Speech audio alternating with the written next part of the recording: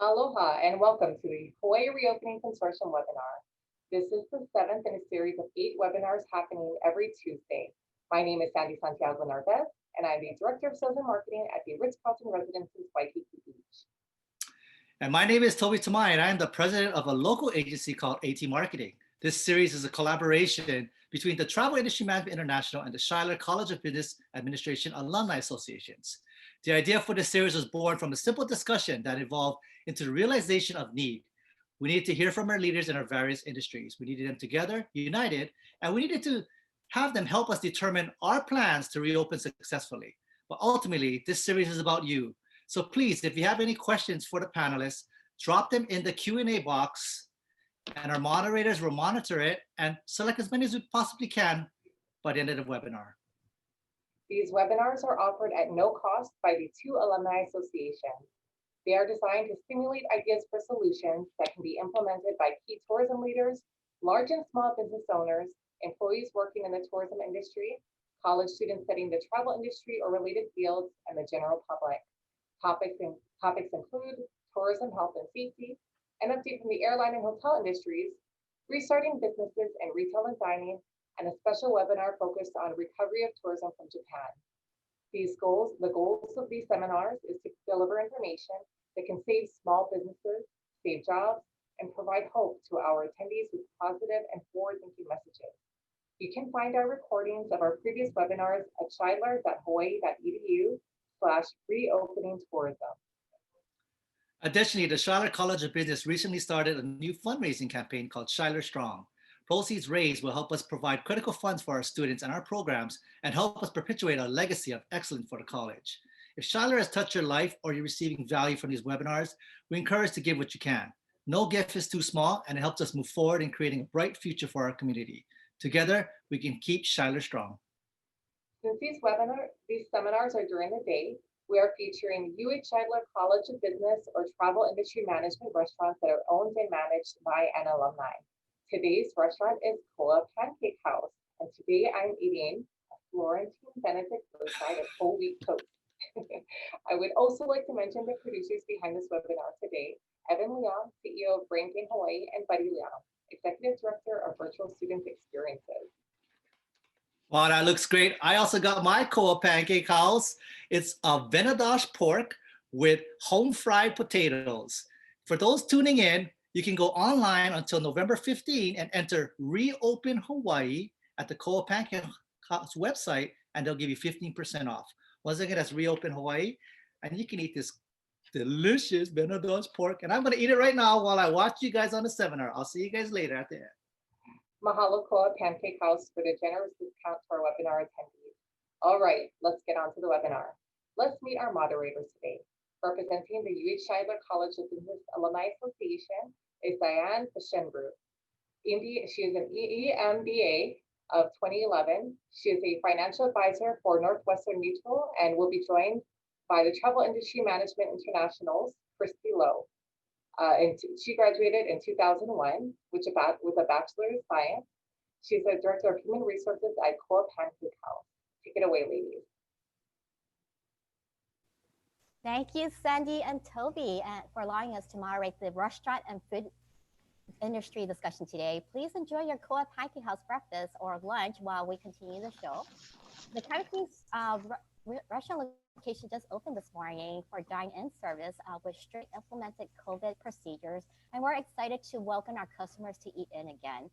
Diane? Yeah, okay. Well, let's get started. Our first speaker today is Cheryl Matsuoka.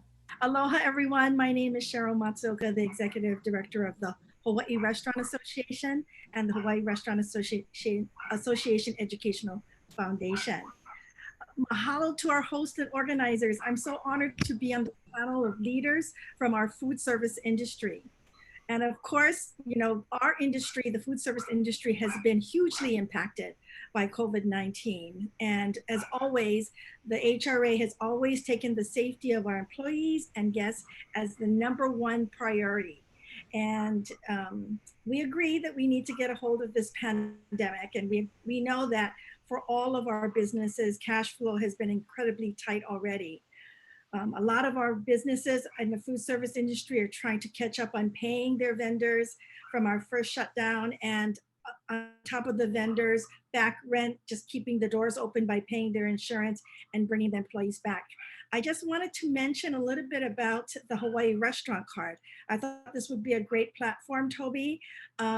We want to give a great, huge shout out to our Governor Ige, who infused $75 million into our food service industry by approving the Hawaii restaurant card. As of Friday, I have some stats, and this is going to get everybody on this, this webinar very excited.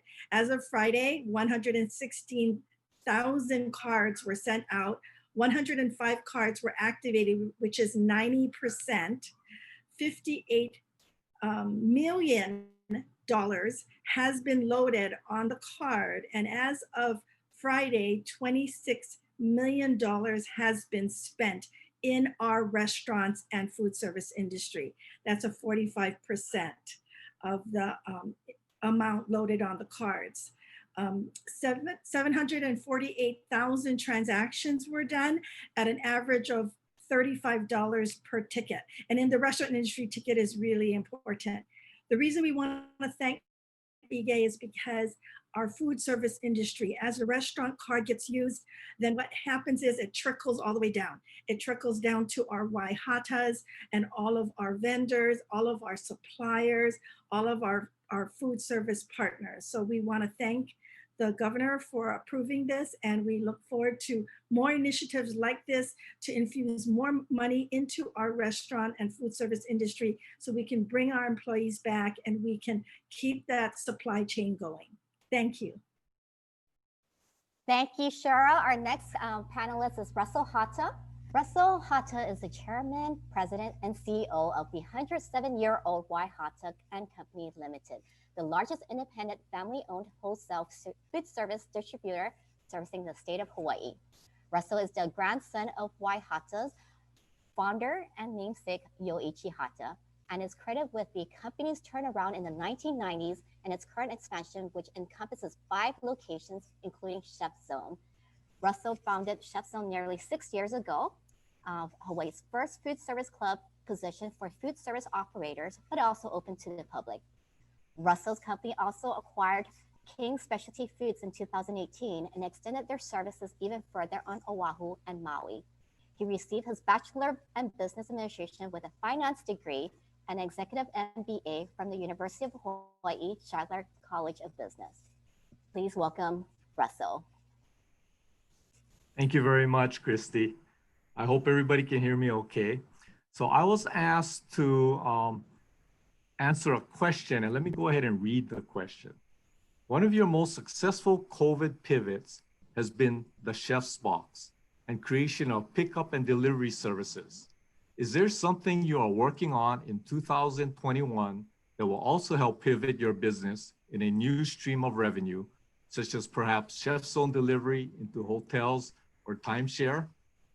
Well, let me start with, first of all, what were our pivot objectives? So the first thing was to stay safe, make sure people can get safe, affordable, and convenient way to get foods for both our restaurant customers and also one of our pivots to the consumer. Second major objective is to help our chefs and our restaurant customers. If you think about our brand promise, which is solutions delivered with aloha, that speaks directly to helping our chefs and restaurants. The third major objective is to strengthen our position in Hawaii's marketplace, overall as a distributor in Hawaii. So when you look at our initial programs, we had Super It on the Go. Super It on the Go was basically taking food out into the community to basically help get the community's food products. We also did food bundles, which meant we broke down cases and mixed and matched product to make it easier for the consumer. And the third thing we did was Chef Zone Curbside, which pretty much made it easier for customers to pick up without coming into the store and risking exposing themselves to COVID. Our current programs include chef's own curbside, which continues as before. We also added e-commerce to our overall delivery service. And then our chef box, because it helps deliver our brand promise to the restaurants and chefs, we're trying to expand the chef's box program. Excuse me. So future pivots for 2021. Basically, we're looking at expanding our capabilities to the chefs by reopening our Sand Island kitchen and allowing chefs and restaurants to come in to use our kitchen to create chef box, etc. That's one area that we're looking at. Expand our food service product mix. Starting off with IMA, which stands for Independent Marketing Alliance. IMA is made up of 6 distributors across the nation, all multi-billion-dollar businesses. A buying group that allowed Hatta to come in and join them so that we can get economies of scale to offer better quality products at a better price. So that's an area we're really looking at strongly pivoting towards. And that also includes not only restaurant products, but also consumer products. We want to also expand into local products. We partnered with Mana to bring in their local products, as well as local products from the local manufacturers. And I'll take a second at this time to say, back in the 60s and 70s, when the whole regional cuisine movement was happening, Peter Merriman was one of the very first ones involved in that. And also, I'm sorry, hold on one second. Also, TS Restaurants, TS Restaurants was big on Maui, but Waihata at that time was struggling to survive. And we never got into the real local product mix, which put us pretty far behind in the food distribution area. But now we want to rebuild it and refocus on local products and manufacturers. We also want to expand into the consumer area. We never did do that. Ever since I came in, we stopped servicing the grocery stores, but we want to re-enter that area again, primarily because of COVID and the shift. We want to expand our partnerships, which includes Elite Parking. We partner with them to do our chef box deliveries, and we're also going to do some other programs with them into the restaurants, the hotels and timeshare area. We also do corporate partnerships where we create customized bundles and also chef box, where we make exclusive products for corporations. Then finally, we want to expand our company overall, including possibly expansion of Chef Zone pop-ups or Chef Zone expresses, which we're currently analyzing now. And also looking at our branches, our neighbor island branches, to expand their capabilities. A second question that was asked of me to answer today was, has there been supply disruptions due to a slowdown in air and sea transportation services? Supply disruptions. So let me start with the farmers, the manufacturers, and processing people. If you look at them, if you look at the entire marketplace of food, food is divided into 2 specific areas: restaurant area or food service, food away from home, and then food at home, the grocery stores. So that's the 2 basic divisions of the industry. And excuse me one second. So when you look at the initial shutdown, it caused huge losses to the farmers and the producers, which greatly affected the supply to myself, to the distributor, and then also to the restaurants, obviously. Then when you look at the demand shift, it shifted from food service and grocery retail, which was about 50-50, and it shifted to retail grocery stores. And what that shift did was when we order as a food service distributor, when we order from the manufacturer, basically there were a lot of products that were shorted, that they're no longer producing because they shift their production over to the retail side. And a lot of the restaurants, I believe, in Hawaii don't really understand that piece of it, because there's two channels, and retail grocery versus food service is totally different. Us being food service, obviously, there were a lot of products that were not made available to us because of the shift to retail. Then when you look at COVID itself, the disruption they caused, there were a lot of farmers and plants closing because of COVID. The people got COVID, they closed entire plants at a time for weeks, if not months at a time.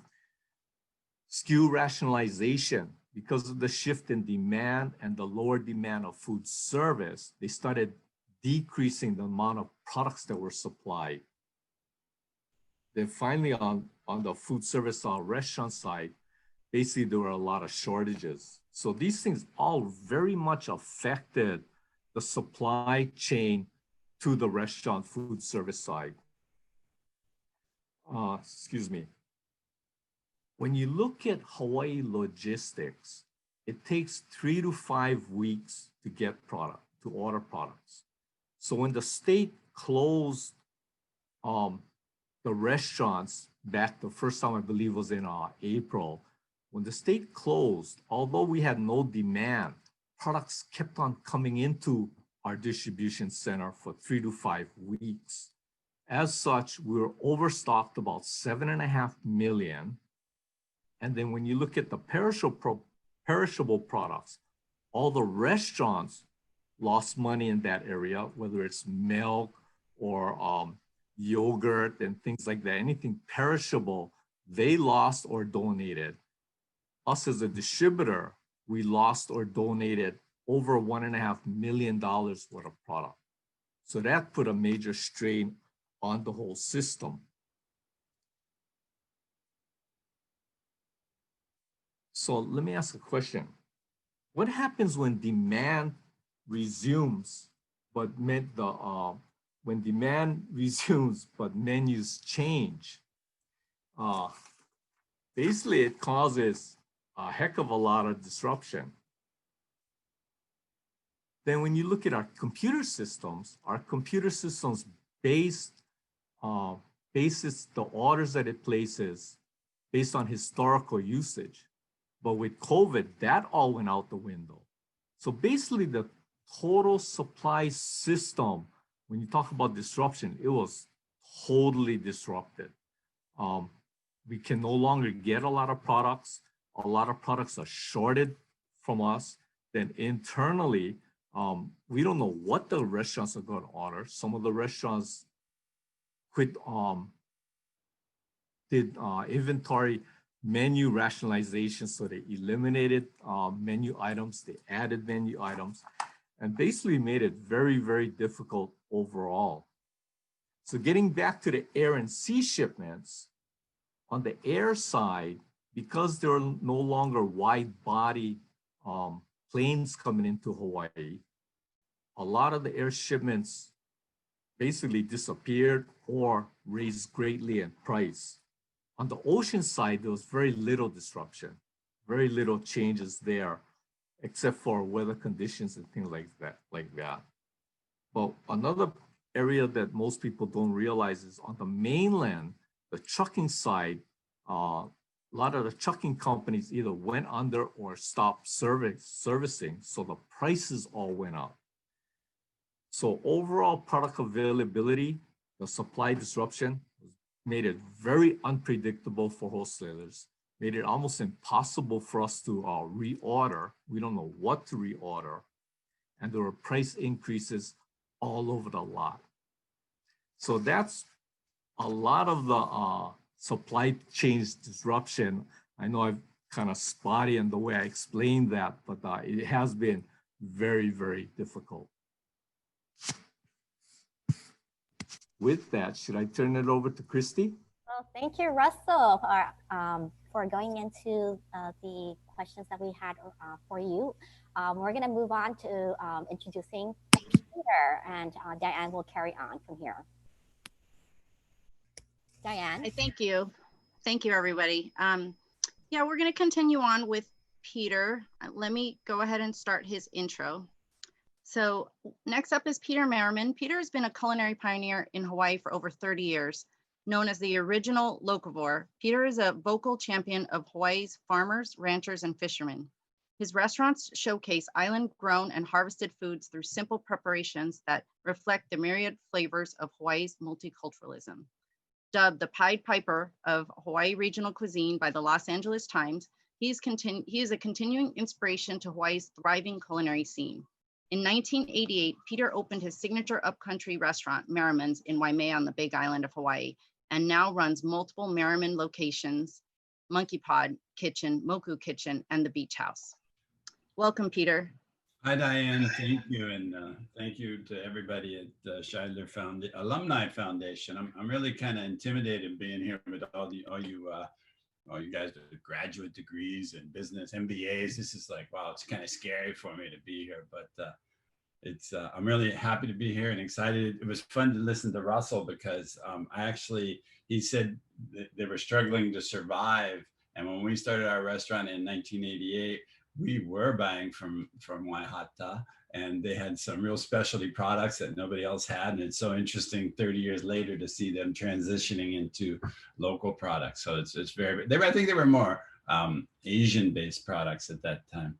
But I'm real excited. Is there a particular any question you want me to answer right now, or should we just move to the panel discussion? Or Hi, Peter. Would love to hear your thoughts on what it's meant to you to localize the culinary experience here in Hawaii and to work farm to table with your different partners here on the islands. On a general sense, or just since the pandemic?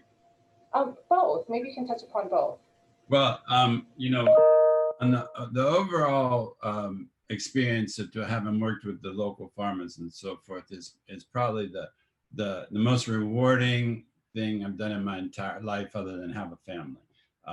It's been my honor to work with the producers of Hawaii, the ranchers, the fishermen, and the farmers. And anybody that's heard me speak before has probably heard me say that I've never met a farmer I didn't like. And the people who are farmers, they tend to be smart, super hardworking, and humble. And those are like three of the best traits I can find in anybody. And when we first started Merriman's in 1988, the reason why Hatta was not into local, there was no market for that back then. There was a few tourist hotels around the state, but they all served continental cuisine, and folks didn't really want to see a local thing. And so we started doing that.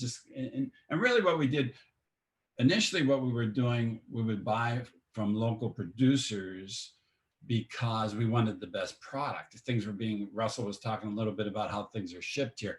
Things were shipped in a really poor fashion in those days, and you couldn't get any quality. All your fresh vegetables and fruits and so forth had to be shipped in. And even fish was often brought in frozen and so forth. And we were just looking for high quality products. And so by doing that, we encourage people to go out and start farming. And a lot of these farmers are really small farmers at the time. And what happened was, if you think back to 1988, the sugar industry is declining, right? So a lot of this old sugar land starts becoming available for new generation farmers who could lease that land at an affordable price and get into business. And so we happen to show up at just the right time, where this land is becoming available to these people who have a desire to start growing things. And we're going out and saying, hey guys, grow stuff. We want to serve it. And that's how the kind of the very, very origins of it got going in terms of purchasing locally. But I think the exciting part of it was, for me, is that I'd go out and I'd visit these farmers, and to a person, man or woman farmer, every single time I went to a farm, I was just totally amazed and really enthusiastic about what was going on. And so we just dove into it full force. We advertised, hey, please grow locally for us. If you have stuff, please bring it to us, we'll buy it, and so forth. And it was so rewarding because not only were we getting better quality food, which is our original intent, but we were helping to perpetuate the agricultural component of life in Hawaii, both economically and socially.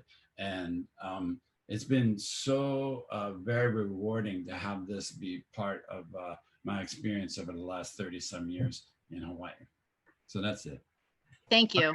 Just as a side note, I don't know if you remember, but you were the reason why I went back to get my MBA at Shidler.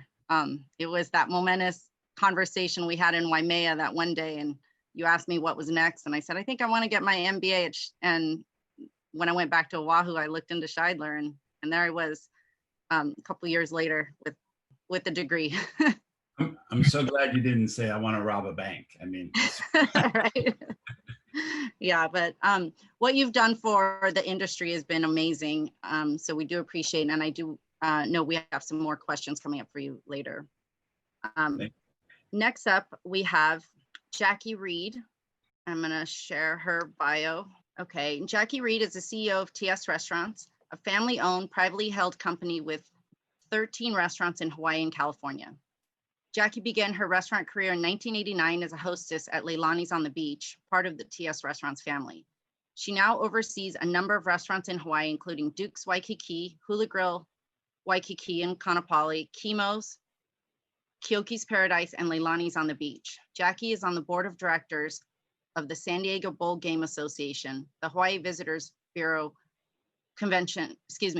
Convention Bureau, and the Hawaii Lodging and Tourism Association. She's also a member of the Young Presidents Organization. Welcome, Jackie. Hi, Diane. It's so great to be here. Oh, sorry, how's that? Is that better? Yes. It's so great to be here.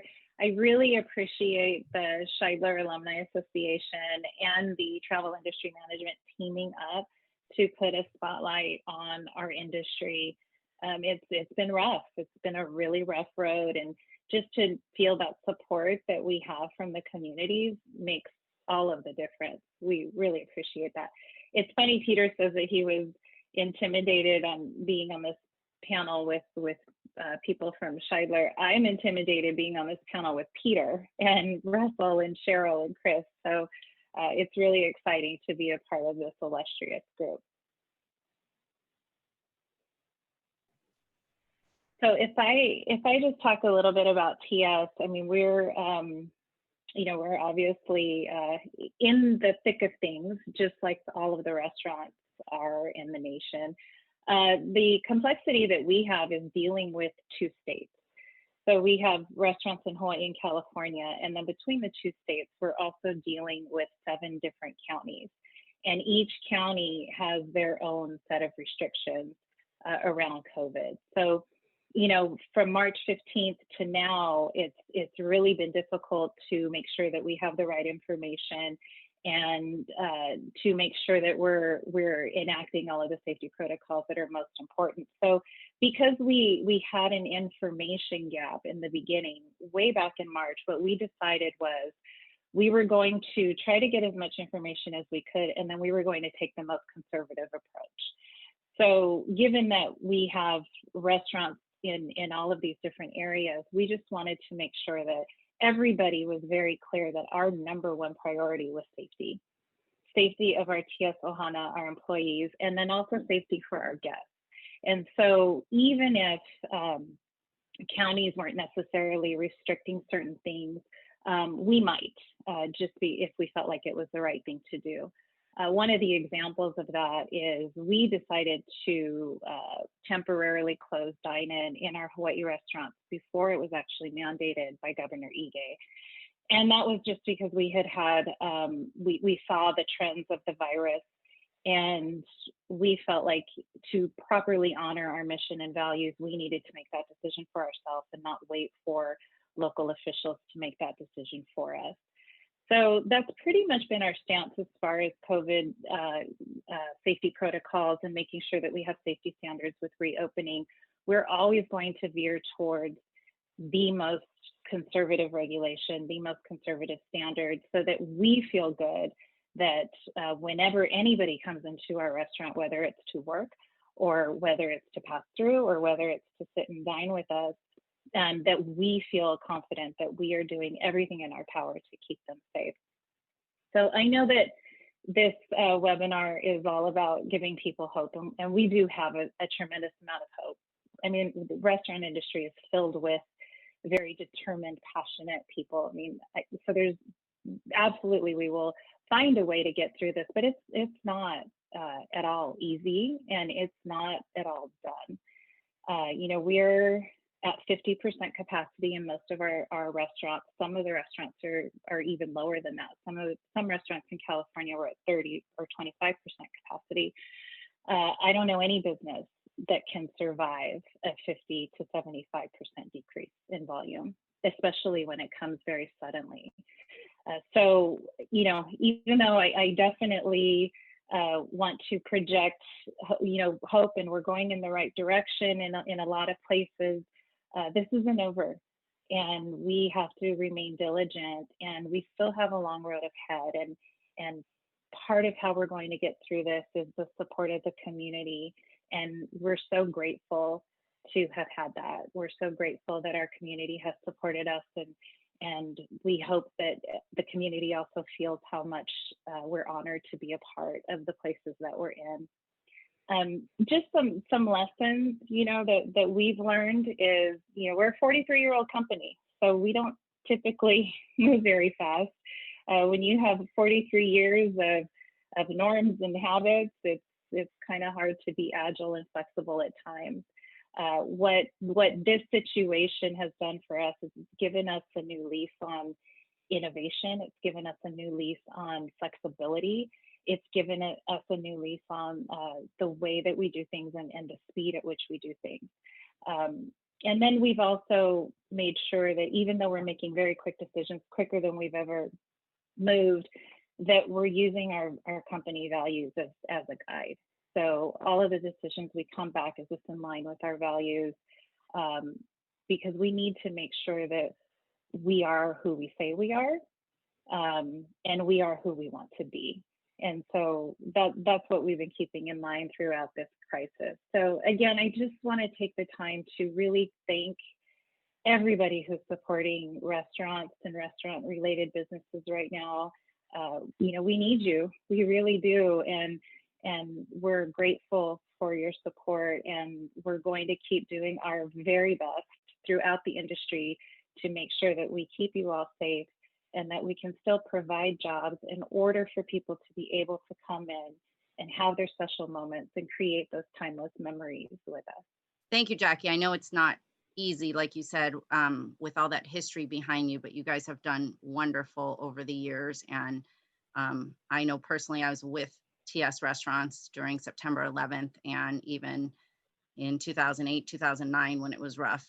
That's part of the reason why I went back to Shidler, to really kind of understand more components of how the overall economy will affect the business. So it was definitely an eye opener for me.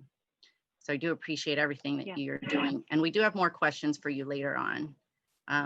Yeah, if I could just say one more thing, Sure. I should have mentioned before, we've also as a company really benefited from Peter's partnership with TS and all of the ways that he talked about how he supports farmers and what that has meant for the concepts that he's created. That has definitely been a part of TS through the partnership that we have with him. So thank you, Peter. Next up, we have Chris Kagioka.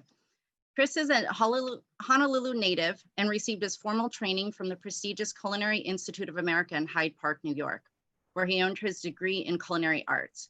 Chris's style of contemporary French cuisine reflects both his classical culinary training and affinity for his own cultural heritage. His cooking emphasizes the beauty of local ingredients with a Japanese sensibility. He is a James Beard Foundation Award semi-finalist for Best Chef of the West in 2018, semi-finalist for Best New Restaurant in 2017, and semi-finalist of Rising Star Chef of the Year in 2014. Welcome to the conversation, Chris. Hi, thanks for having me.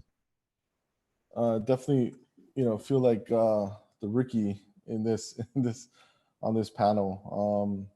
I don't know really what I can share that you guys don't know, but I guess I'll try my best.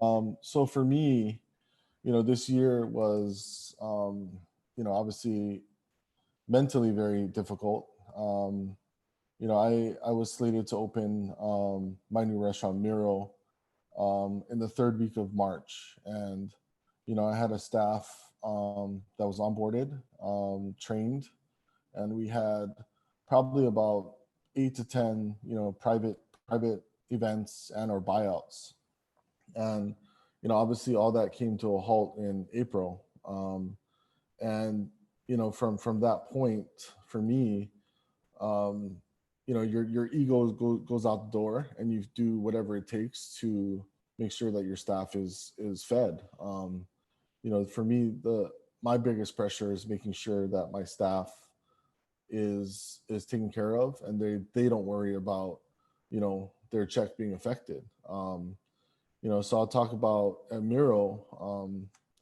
We pivoted to doing bentos, and that does absolutely not reflect the food or style of food that we do there, but it was something that I felt at the time people were scared, people were unsure, and I think food always brings comfort and nostalgia, and I think I think people see me as someone who does very precious projects, very, very small restaurants, I guess more high end. And, I think when they saw that I was doing something that's very, I guess mom and pop, it really took to people. So, during those weeks, we would literally do almost 1,000 bentos in 2 to 3 days. And obviously it was a huge pivot, and it was something that, my team obviously didn't sign up for, but they were able to adapt very quickly, and to this day it made me realize that people, I want to feed more people. I don't want to open the 40-seat restaurant and just do a tasting menu. I want to touch more people. I want to feed the community, and this year has definitely been a huge awakening for me.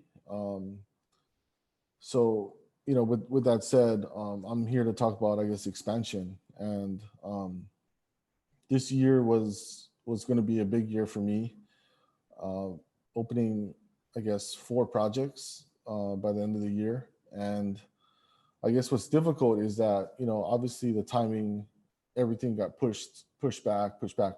So, fortunately, we're going to squeeze those 4 projects into probably the next 4 to 5 months, which is insane. But, I think what people don't understand is that, and I'm sure Chef Peter does understand, that when you have amazing people that work under you, they need their own space, they need their own kitchen, they need their own menu to shine, and or else they're going to leave. And I've been very fortunate to have amazing people work for me, and I've been able to, keep the communication, and at some point they want to come back and they want to do their own thing, and I think that's the key to expansion. I talked to my mentor. One of my mentors is Roy Yamaguchi, and obviously he expanded quite rapidly. And a few years ago, he told me that there's 2 roads you can take. You can either take the road that he took, where you're going to stamp out one concept and then you're going to scale that, or you can open these little projects and everything be a little bit different, but that's how you expand. And obviously I chose that road, where each project I'm definitely passionate about. I can be creative within those style, that concept, but also be able to give opportunities to people who deserve it. So that's kind of what my year has been. A huge pivot. And I think Chef Peter was talking about farmers. I'm about to open a Simon shop in a few weeks, and it's basically in honor of a farmer, Kurt Hierbara, who, was definitely my mentor. Was a huge part of my life, my personal life. And, this definitely left a huge void when he passed. But, that is a direct, that's directly because, me wanting to feed the community and me wanting to touch more people with food. I think with the bentos at Miro, it made me realize that, people were calling and, every week we would sell out and, they weren't calling to make a reservation for a tasting menu. They were calling because, they heard about this bento, and that was pretty eye-awakening to me. And, so my focus going forward is obviously I love to be progressive and always get better and change, but also with a mindset that the community comes first, and without the local support, I wouldn't be where I am, because Miro is in Kamiki, and that's the neighborhood that I grew up in, and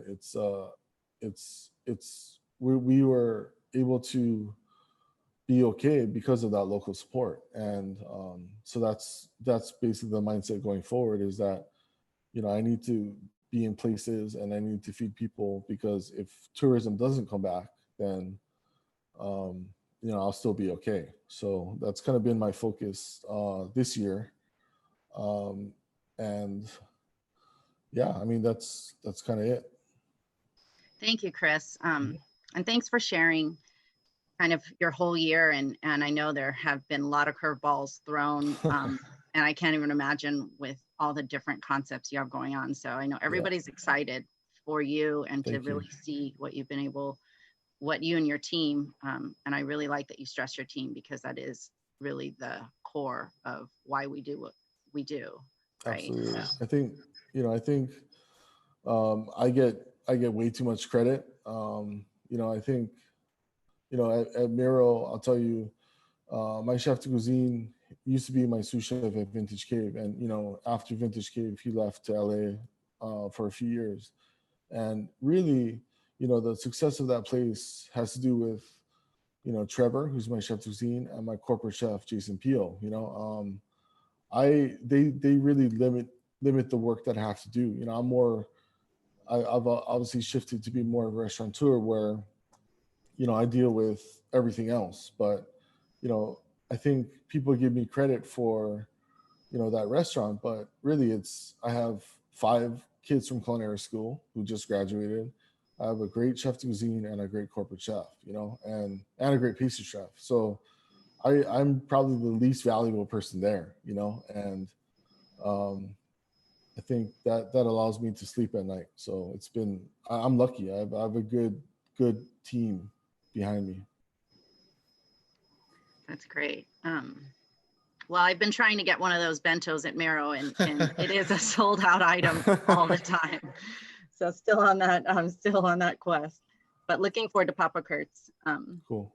Okay, so next, I think we're going to start with our panelists and ask some questions.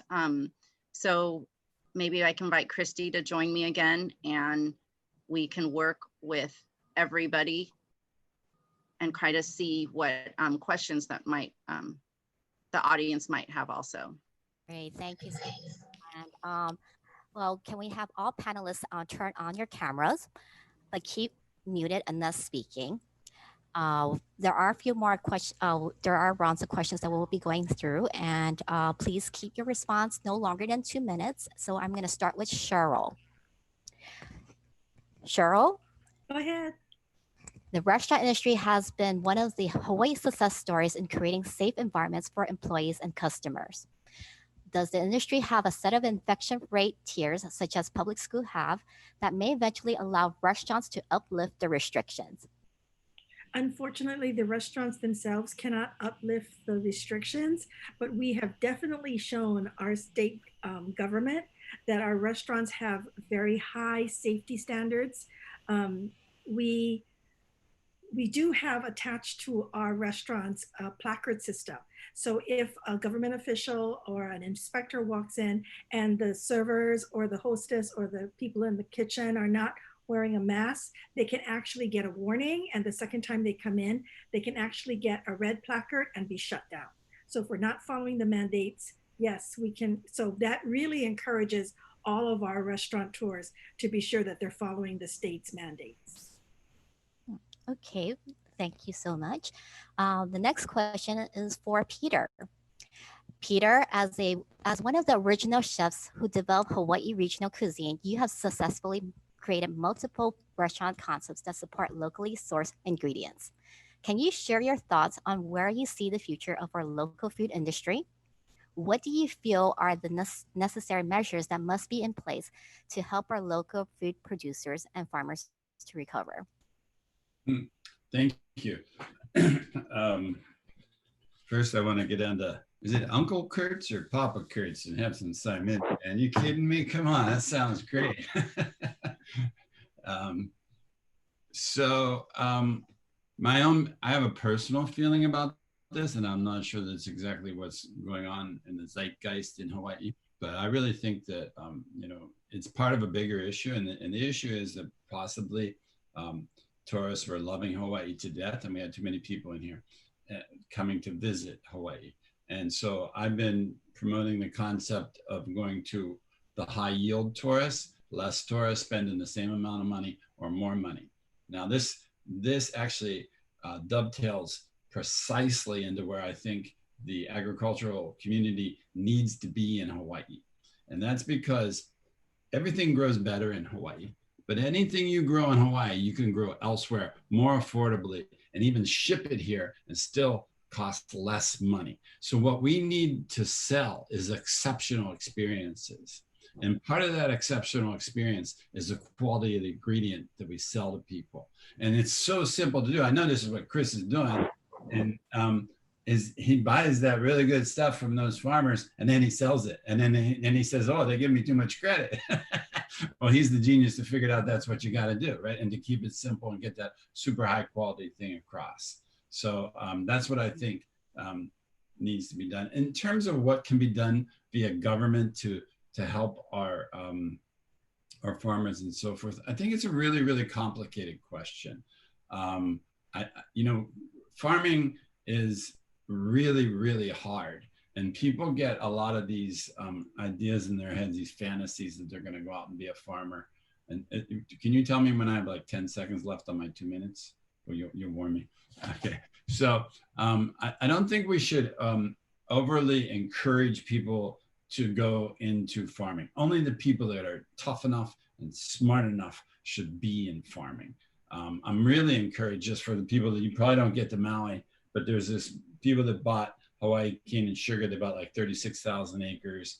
I think they're calling it Mahi Pono. And there's all this really exciting agriculture, but it's large scale commodity agriculture that's going on Maui. So that's really cool for sugarlands because there is a place for commodity farming in Hawaii, but mostly what we're looking at for people like Chris and I and TS Restaurants is to have really great products that we can sell.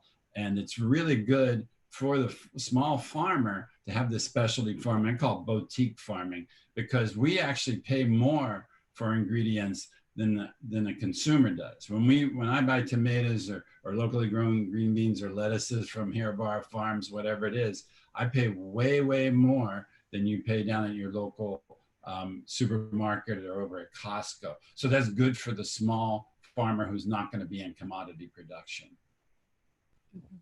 Well, thank you for sharing the farmer's perspective and how important that our local restaurants are supporting our local farmers as well to creating a different agriculture industry for us. Next question I have is for Jackie. Jackie, can you first start by sharing with the audience all the restaurants within TS Restaurants and where they are located? How are how are the locations vary in approaching guests and service safety standards as you have opened across multiple counties? Okay, so the first TS restaurant was Kima, so I'll just say on Maui. That's on West Maui. So there's Kimo's, Leilani's, Hula Grill, and Duke's. And then at Kauai, there's Kyoki's and Duke's. And on Oahu, there is Duke's and Hula Grill. And in California, we have Duke's La Jolla, Duke's Malibu, Duke's Huntington Beach, Jake's Del Mar, and Sunnyside, which is also a resort on the west shore of Lake Tahoe. So that's all of TS Restaurants. And you know, like I said earlier, we really just monitor the information that we have, not just from county and state regulations, but also from the CDC. And we have adopted the most conservative approach that we can throughout all of our restaurants. And one of the interesting things that we found is we were really concerned that guests would be nervous to come in. And what was very apparent early on was our employees also wanted to make sure that they were being protected and that we were taking proper safety precautions for them. And so a lot, you know, and in some places, you know, varied, but there were some places where guests would come in with no masks or not want to wear them. And, you know, we've been very, very firm with, you can't come here, then we're so sorry, we're happy to do a to-go order for you. But it's not just because of the regulation, it's also because we have an obligation to protect our TS Ohana, and they need to make sure that they feel safe. And we need to make sure that we're holding up to our end of the bargain, that safety is our number one priority. So it's been really interesting as we've opened up, because we've been surprised by a couple of things, mainly that, you know, our employees were probably more concerned about safety than our guests were in a lot of places. Thank you. And then with all your restaurants spread out through all different counties, I'm sure, and different measures, we're just very surprised and wanted to know, how did DS do it? So our next question is for Chris. We're still figuring it out. Chris, congratulations on your growth and expansion in 2020 and successfully pivoting your restaurants. We would like to focus on your upcoming new openings in Waikiki and Ka'anapali. What factors helped you make the decision to expand during this time when the tourism industry has been drastically affected? Have you had to pivot these concepts with your original vision to ensure a successful launch? Well, I'll explain. You know, I don't think I would necessarily choose to open during this time. You know, these are projects that were in planning for a while, much earlier than this year. You know, with projects that I take, they have to be extremely interesting to me, and there's a reason why I do it. So for Haltree and Kaimana, you know, that's to me, it's one of the most iconic spots besides Duke's, obviously, in Waikiki. And it's an area, you know, Kaimana, where San Suzy, where I grew up going and barbecuing with my family, you know. So there's nostalgia to me, and there's a sense of place there. So, you know, that project, very excited. You know, I hired Chef Alan Takasaki from the Bistro, who in my eyes is a legend, just like Chef Peter. You know, and you know, selfishly, I want him to be there because I want to eat his food again, you know. So again, I'm sure I'll get credit for it, but it really had nothing to do with me. I'm supporting him and want him to do what he does there, but in the end, it's you know, he's the genius in the kitchen. And with Kanapali, you know, that's obviously the biggest project I've ever done. It's probably bigger than all my restaurants combined, which is, you know, I don't think I've slept much just thinking about that. But, you know, it also presents a new challenge for me.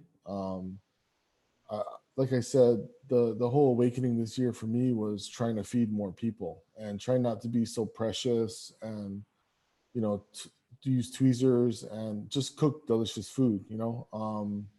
And I think, you know, Papa Kurt's is definitely one of those places where, you know, we're going to be very busy. I hope. And, you know, it's just based on how delicious the food is. And I think in Kanapali, you know, I really fell in love with the area about 2 years ago when I stayed at the hotel for a food and wine festival. And, you know, my family had a great time there. And it kind of set the tone for me that, you know, this is such a beautiful place and I would love to cook there. You know, again, it's giving opportunity to people who are amazing. You know, Chef Peter knows Zach Sato very well. Having, you know, I think Zach considers you a mentor, but you know, Zach was introduced to me by Kurt Hirabara years ago, and he's been leading my kitchens for the past 5 years, and that's a project that he's going to do.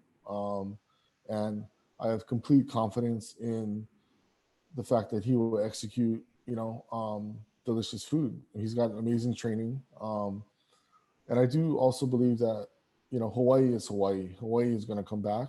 There's no other place like it.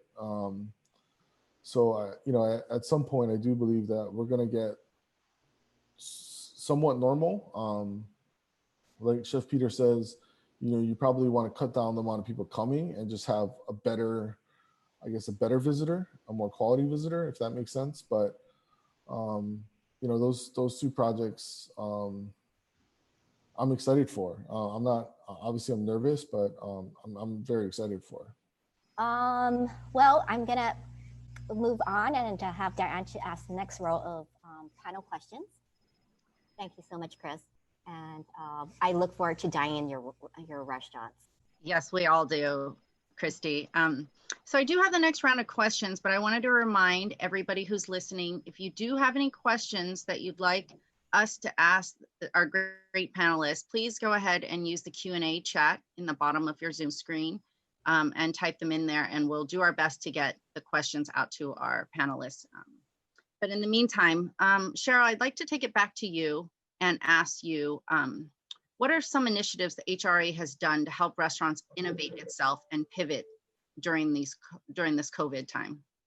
Well, as you know, when the COVID hit, even we were trying to reinvent ourselves. So we created the Hawaii Dining Out directory.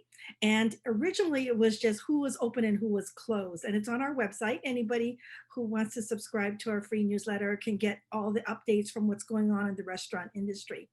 So it went from just who is open and who is closed and who had basically drive-through and takeout to who has open dining rooms, who is accepting the Hawaii restaurant card. So we've also improved and I guess got more categories in our dining out directory, which helps all of the consumers who are going to our website saying, you know, who exactly has curbside pickup and who has outdoor seating. We've also sent out information about, you know, all the touchless. People are using touchless QR codes and apps now. Many restaurants said, you know, apps were always kind of out there like, yeah, one day I want to make an app, you know, like everybody else, but all of a sudden COVID hit. So now it's like, okay, we're going to create an app and we're going to do it in 3 days, right? And they are running to the finish line because now they're like, we need an app because all the dining rooms were shut down. So you need an app so people can order and they can pay it on their own phone and everything is touchless. I've also seen, we talk about it in the HRA, now everybody has to do contact tracing. And you see some restaurants that have like a notepad where you write your name. Well, many restaurants have now gone to touchless where it's a QR code that people can actually hit a QR code, fill out the form online before they even enter the restaurant.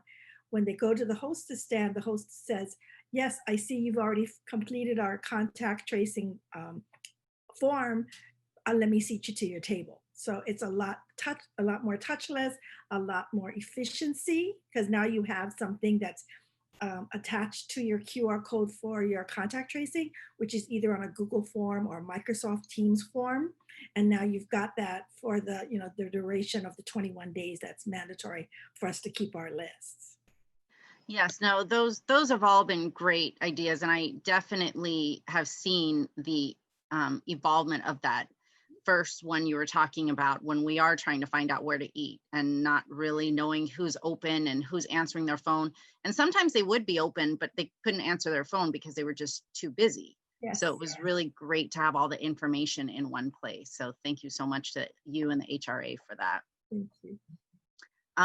Russell, I wanted to loop back to you and ask you about the potential you see of the tourism market in 2021 of doing takeout and reheat boxes in the visitor market versus dining in the restaurant. Where do you, I know with planning, it must take time. Where do you see that market happening? You mentioned a little bit in the grocery stores, but now in that visitor, that timeshare, that hotel, what do you think, and what is Hatta planning? Right now, I believe when a tourist comes to Hawaii, they do not want to eat in their room. They want to go to have the local regional cuisine experience and eating local product. So I don't think that'll catch on at all unless the government mandates a quarantine or something for them to stay in their rooms. I am working with Elite, Ryan Chun, on possibly providing food in the room if they have to quarantine.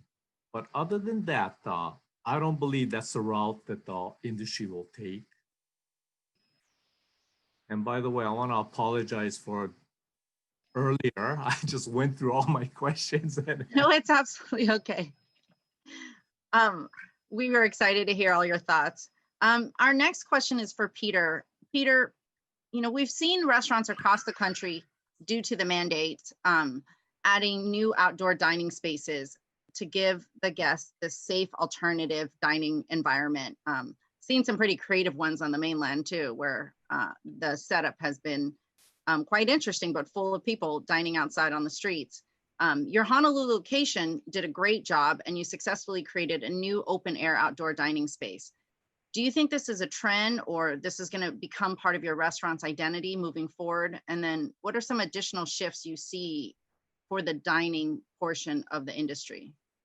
So yeah, I think what we've learned is that since March, we've learned that it's all about aerosols, right? So that's why outside is so interesting. The problem with outside is you got this thing called weather, right? And even when we have the best weather on earth, you know, if you're in Ka'anapali, it's going to rain so many days, and if you're in Kapalua, it's going to rain so many more days. And then you have wind, and you know, when it blows the salad off your plate, that's a real issue. I think that you know, Cheryl was talking earlier about the placards that the government's doing. The government's always out trying to catch us doing stuff wrong. And as Jackie said, it's in our interest to keep our employees safe. If our employees safe, then the residual effect is the guests are safe. We're all into keeping people safe. We don't have to be caught doing things wrong. We need to be caught doing things right. And with that thought, I think that we need to start to segregate or differentiate on different types of indoor dining. Now, it's a complicated topic, but you got HEPA air filters, which kill the virus, right? And some restaurants are better at killing the virus and circulating their air than others. And what I think we need to do is have a process that can identify this for consumers and says, hey, this is a top-rated place. Even if you're eating indoors there, you're going to be safe. Where you're going over this place where, you know, the cigarette smoke is still hanging in from last night, maybe that's not as good a place to be. So that's where I would prefer to see our government doing. It's, you know, go out and say, hey, these guys are doing it right. We don't have, everybody else can figure it out for themselves. Let the market take care. That is a great answer. And I do agree with you that hopefully in the next few months, getting that figured out for consumers and consumers to feel that safety really is going to be what's going to bring back dining out back to where it was. So that's a good segue into Jackie. Jackie, I wanted to ask you, since Duke's Waikiki has been one of the only restaurants in Waikiki that I know that was open for most of 2020. You know, have there been any specific lessons that you learned during this experience that you want to share with our audience? Yeah, I was thinking, you know, you don't need as much sleep as you thought you did. Just kidding, you really do. Sleep is good. Yeah, we are proud that we've been open. But again, to what I alluded to earlier, it has not been easy. It was a deliberate choice to open because we felt an obligation. to be there. And also, you know, we're in the restaurant business. We don't want to not be open. We want to be in the restaurants. We want to greet people and to serve food. So one of the biggest things that we did is we had to figure out to go. We were not good at to-go service, nor did we really try, because our whole motto was, we want you to come in and be with us, because our mission is about creating timeless memories and lifelong friendships. And it's hard to do that if you're just handing a bag to somebody to go eat it somewhere else. So we didn't encourage to go, nor did we really try that hard to make sure that we could do it, because we wanted people with us. Then we found ourselves in a situation where the only way we could reach people and feed them was through to go. So we invested in a whole new technology system for to go specifically. We invested in all new to go carriers so that the food can be fresher when you get it home and carry well. And then we revised our menus so that they were to go friendly. And what we found is if we really put our minds to it and be creative and the team works together, that we can find a way to still make sure that we're creating those relationships, even if we have to hand you a bag. So that's what we've really been focused on, are elements of that. We're also really proud that even throughout this, you know, Dukes Waikiki and Hula Grow Waikiki were able to continue to provide meals to the Waikiki Community Center. You know, they've served over 2,000 meals to them during the shutdown. And so those things are important to us, and we had to figure out a way to stay open. And it wasn't the best financial decision. I can definitely tell you that, but it was the decision that was right and in line with our values. Thank you. And we are looking forward to, on November 12th, I'm just going to do a quick plug for the Waikiki Community Center in Dukes Waikiki. It's the first time the annual fundraiser, Waikiki Lights, is going to be going virtual, and Dukes Waikiki will be making the food and presenting it to go in a virtual fundraiser format. So everybody's really excited about that. And it is, I think, a way, not only have restaurants had to pivot, but also nonprofits have had to pivot to continue to raise funds that are much needed for the people that they serve. So thank you. And Dukes Waikiki, I know, will do a great job at that fundraiser.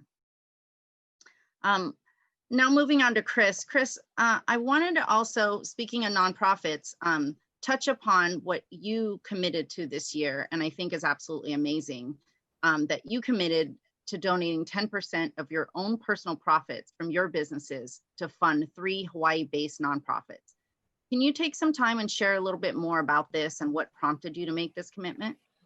You know, I think normally, you know, my schedule just in the restaurant, and it's just the constant grind, you know, so you're not really allowed to think. Obviously, you're not allowed to sleep, you know, because I don't really turn off. I don't think, you know, Chef Peter knows that, you know, you're always worrying about something, you know. So I've obviously had a lot of time to think, and, you know, I had a few conversations with, I've always donated, you know, dinners or experiences to nonprofits. And, you know, I think this year I was speaking to one of the directors, and, you know, their big gala that, you know, they rely on, the big fundraising events, obviously are not going to happen this year. You know, so for me, what can I do? You know, I've also been very fortunate with great opportunities, and, you know, for me, I've always gave back, but, you know, this is it's motivation for me, and it's a commitment to, you know, these small nonprofits that, you know, I'll do my best to do what I can, because there's a lot of people who are in a far worse position than I am. I'm very lucky. So, you know, I picked Hawaii Children's Cancer, which is a very small one. And, you know, they need every dollar. Huala no Pua, which is a new one, which, you know, I've known the people involved for a few years, and Lanakila Meals on Wheels. So I think it's nonprofits that benefit locally, but really it's you know, I didn't want to just sit around during this time. You know, I'm definitely expanding a lot, but you know, if I feel like if I'm successful, you need to give back. You know, that's what I was been taught.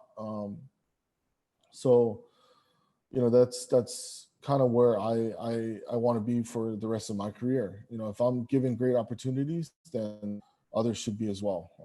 So, you know, that it's a good motivation for me too, you know, to think about that. This is not just for me, it's for my team, and it's for hopefully other people. So yeah, it's, you know, I think a lot of people do it, and maybe a lot of people don't know about it, but you know, it's also too, I'm around very successful business people a lot of the time, you know, people with a lot more money than I have. But you know, I think if people can see that I'm going to do it and I'm going to commit to doing this, then maybe they'll have a second thought about maybe I should be doing this. You know, so that's just my thought process. And you know, I think this has been a terrible year, but I've definitely learned a lot from it. So.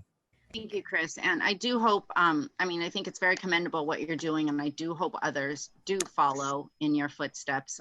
Like you mentioned, our nonprofits right now really need every dollar that they can get. So whether helping with a creative virtual fundraiser or doing what you're doing with the dollars or supporting in some other way that could help them, I think would be a wonderful thing for our entire community. I'm going to pass it on to Christy now. We do have some wonderful Q&A questions that came through our chat, so keep those coming, and we're going to try to get through as many as we can in the limited time we have left. Great, thank you. Okay, there are a few questions, and we'll try our best to get through them. This is one of them I really want to know. What I would say, let's go with this. Are there certain ingredients, goods that have gained popularity during the COVID, and why? What are some goods or services? Oh, well, services too for Cheryl. I can start. Alcohol has been very popular during COVID. Other than that, you know, what we've seen is just more of what we've always seen. Our most popular items are still our most popular. So there hasn't been a lot that's changed for us in terms of food, but definitely people are craving those Mai Tais. I have to agree with her. When we met with Governor Ige back in, I want to say this was February, March, and we asked him to approve the takeout of alcohol. So now, you know, before that, people weren't allowed to take out alcohol, and he did do an emergency order for us, just so that if people were going to order a takeout meal, they could take out also, you know, a can of beer or a small little, you know, I'm not a drinker, so I don't know exactly what it is, but we want to thank the governor because he approved that so that we can have takeout alcohol. And that was huge for him because, as you know, we weren't allowed to take out alcohol before that. So that's, I guess, something good that came out of it. Now to let him keep it, because we need to keep that going and not take it off of the emergency order.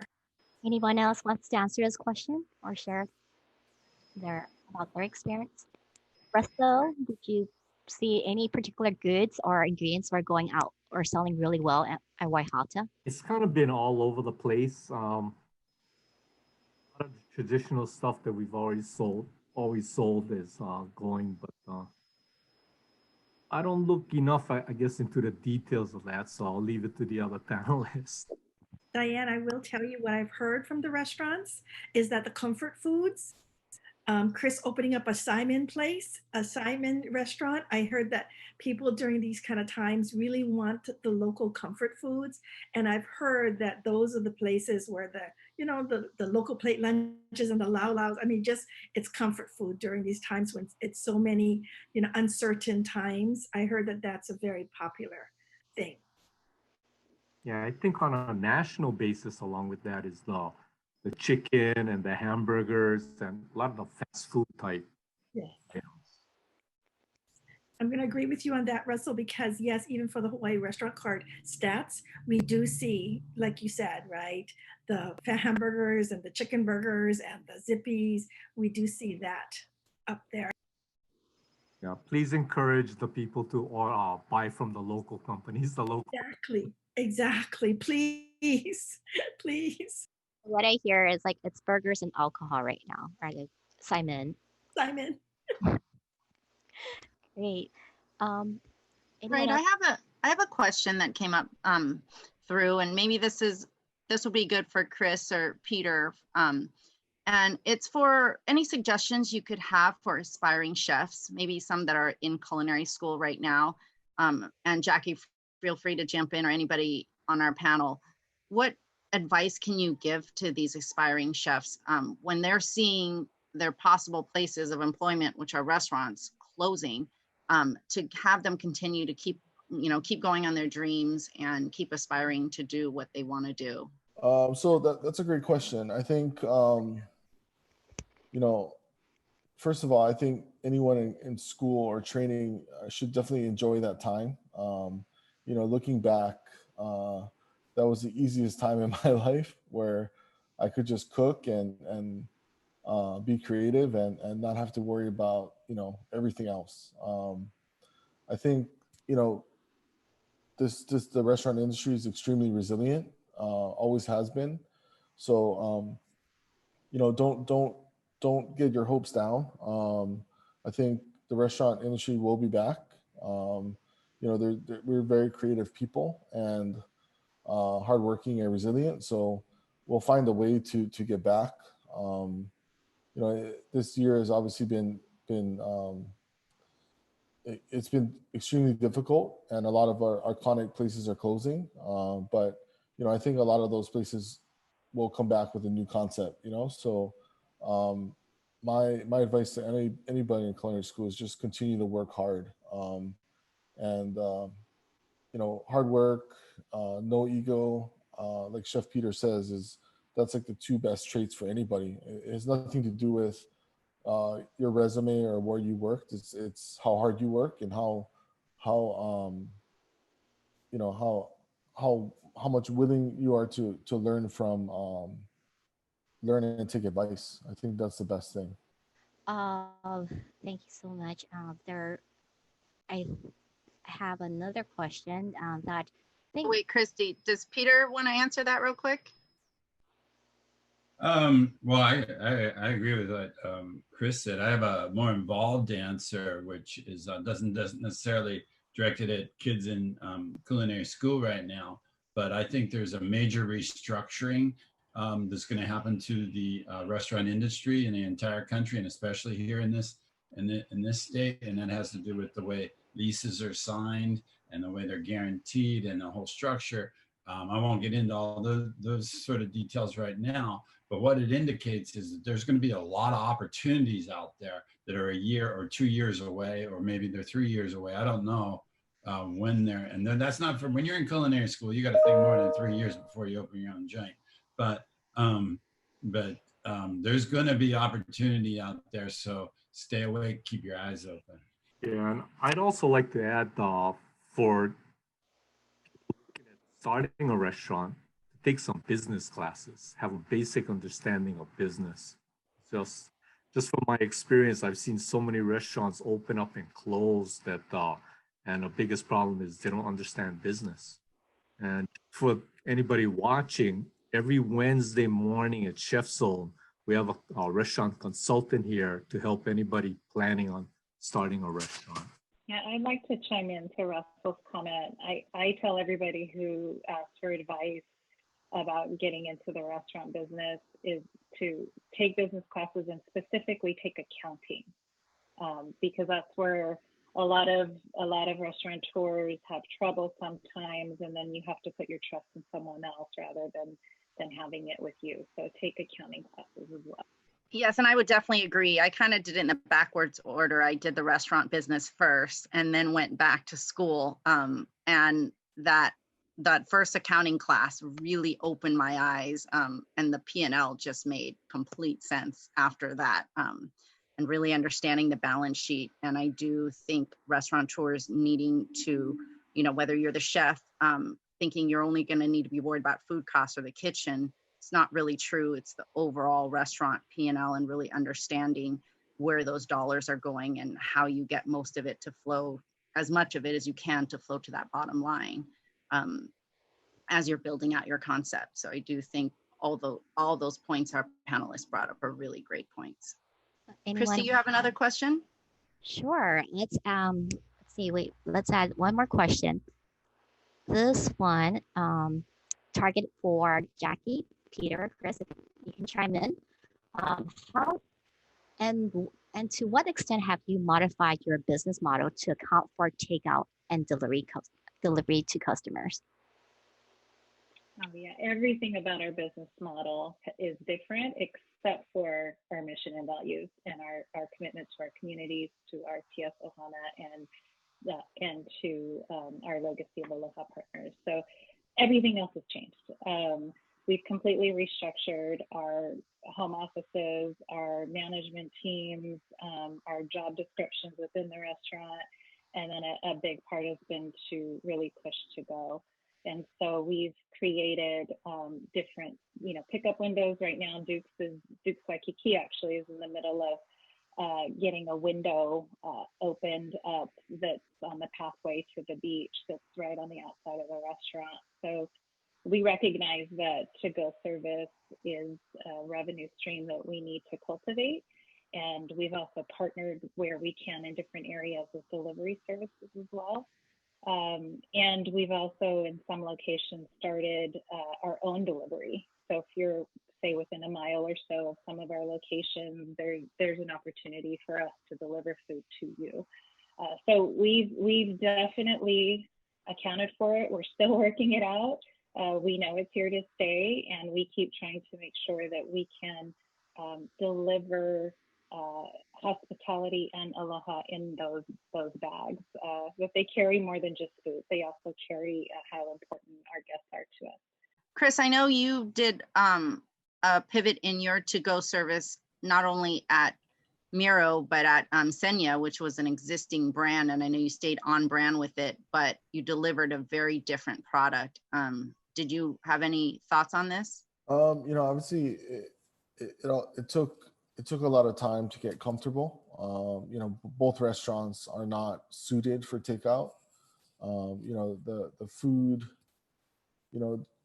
there's nothing worse than ordering something and when you get home, it's just not the same, and I love, a lot of the wow is like when you see it in front of you and you eat it hot and, or eat it cold, and the temperature, texture. So, it definitely took a lot to get used to it. There's a lot of growing pains because for us, we're not used to doing takeout at all.